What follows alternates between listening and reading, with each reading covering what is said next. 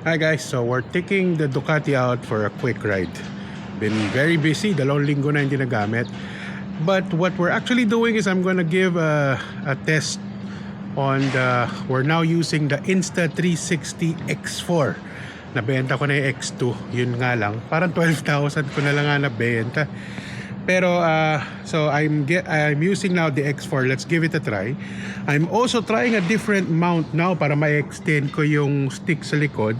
So nakakabit siya ngayon dito where you would usually connect the side luggage. So I put one clamp here, there's another clamp here sa handrail para ma-support siya.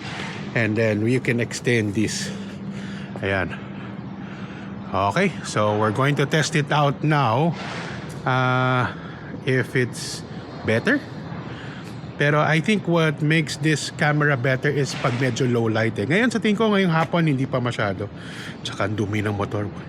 Hopefully it doesn't rain on our ride, so we can actually also bring it to a car wash. So that's it.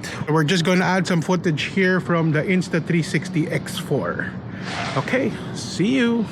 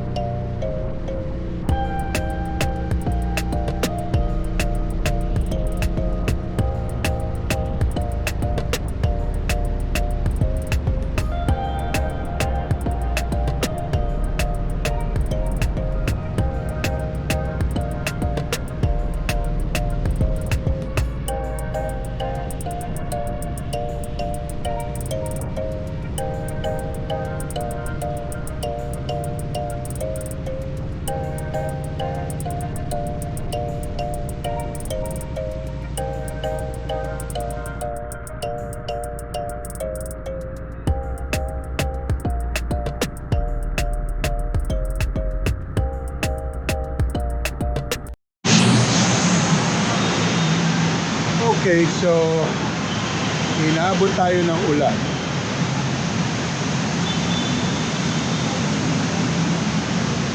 And we had to seek shelter.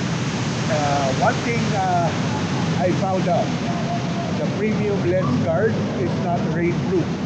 Pinasok ng tubig and the full cover nag-fog. So useless siya pag umulan. So I guess pag nasa gitna ka ng ride and it rains, you gotta make sure you remove your lens cover. I thought kahit paano it would be rainproof, kahit na hindi siya waterproof, sana rainproof man. Wala, hindi. It's not. Talagang, I was under the rain for less than 5 minutes. Nag-fog up na yung lens and then basang-basa na sa loob. Nag-pool na yung water ito. Okay, so I'm mounting it now in the front. And then let's go head home.